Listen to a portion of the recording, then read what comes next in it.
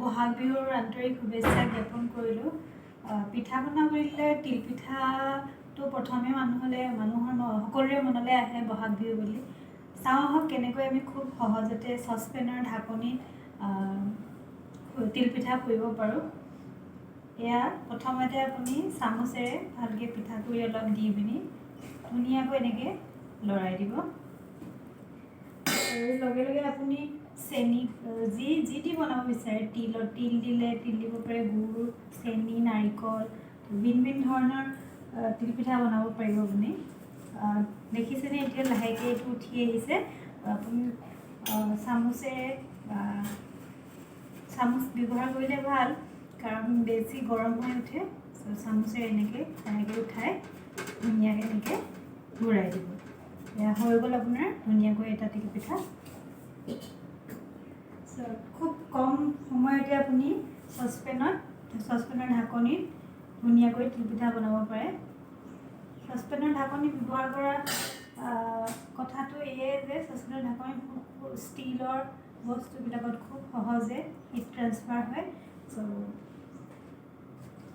ধুনীয়াকৈ সকলো ফালে গৰম হৈ থাকে আৰু তিলপিঠাটো খুব ধুনীয়া হয়।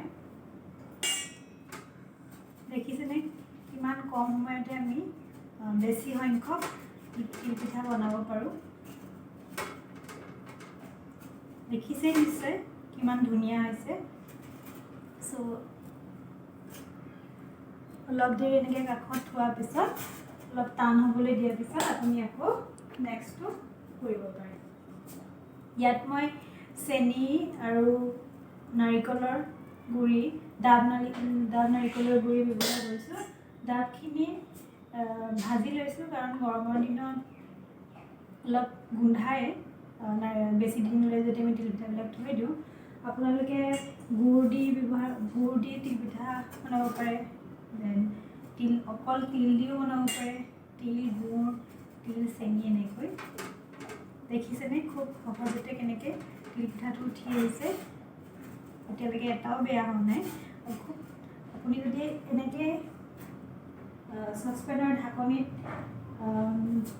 পুৰে, এটাও দেখিব আপোনাৰ এটাও বেয়া নহয়।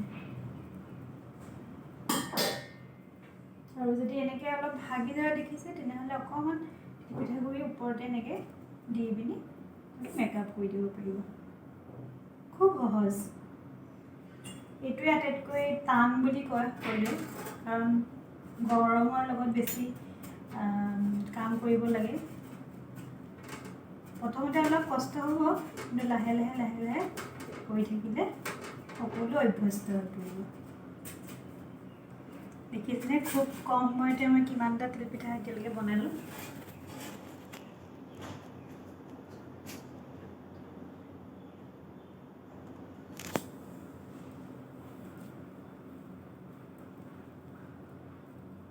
তিলপিঠাটো ডাঙৰ সৰু আপোনাৰ ওপৰত কথা, কিমান ডাঙৰ বনাব বিচাৰে।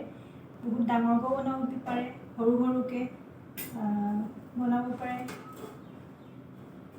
আপোনাৰ মনৰ অনুযায়ী যেনেকৈ বিচাৰে তেনেকৈ বনাব পাৰে। মই অলপ ডাঙৰ আৰু দীঘল কৰি ভাল পাওঁ, দেখিবলৈ ধুনীয়া হয় তেতিয়া তিলপিঠাটো।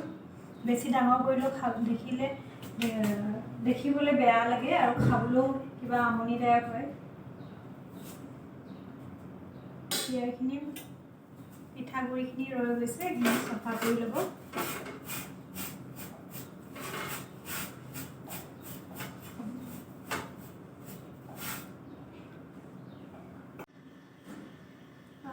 দেখিছেনে এতিয়া মই তিলপিঠা পুৰি আছোঁ। এনেকৈ আপুনি খুব ধুনীয়াকৈ তিলপিঠা কৰিব পাৰে। তিলপিঠা পুৰিবলৈ পুৰাৰ প্ৰধান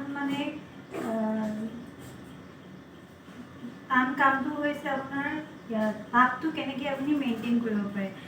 জুইটো আপোনালোকে পুৰিব পাৰে, কিন্তু জুইত কম সময়ৰ মূৰতে আপোনাৰ টাৱাখন বা ঢাকনিখন আপোনাৰ কি হয়, তাপটো নাইকিয়া হৈ যায়। আৰু সেইকাৰণে তিলপিঠাটো আপুনি যেতিয়া মেলিবলৈ চাব, তেতিয়া ভাগি যোৱাৰ চান্স বহুত থাকে। আৰু সেইকাৰণে মই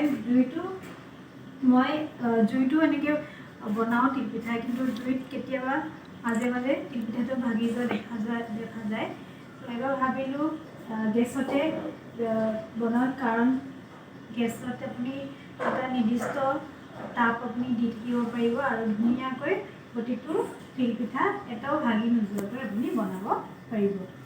দেখিছে নহয়, এতিয়া লাহেকৈ উঠি আহিছে আৰু তলত আপুনি এনেকৈ দাঙি দিব। মন কৰিব আপুনি পলম নকৰিব, পলম কৰিলে এইটো টান হৈ যাব আৰু আপুনি ঘূৰাবলৈ আপোনাৰ দিগদাৰ হ'ব আৰু তিলপিঠাটো খাবলৈ বেয়া হ'ব।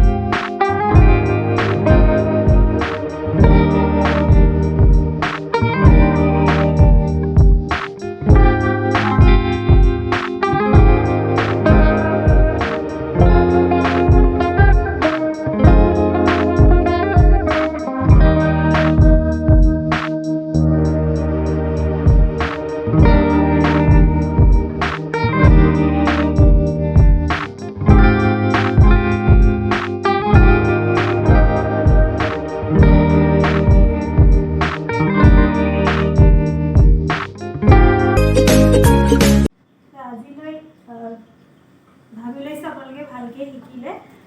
আকৌ এদিন এনেকুৱা বেলেগ ভিডিঅ' এটা লৈ আহিম। আজিলৈ ইয়াতে সামৰিছোঁ। ভিডিঅ'টো ছাবস্ক্ৰাইব কৰিবলৈ, মোৰ চেনেলটো ছাবস্ক্ৰাইব কৰিবলৈ, ভিডিঅ'টো লাইক কৰিব আৰু এনেকুৱা বিশেষ ধৰণৰ বিহু সম্পৰ্কিত ভিডিঅ' দিয়া আছে, সেইবিলাকো চাব, নিশ্চয় ভাল পাব। ধন্যবাদ।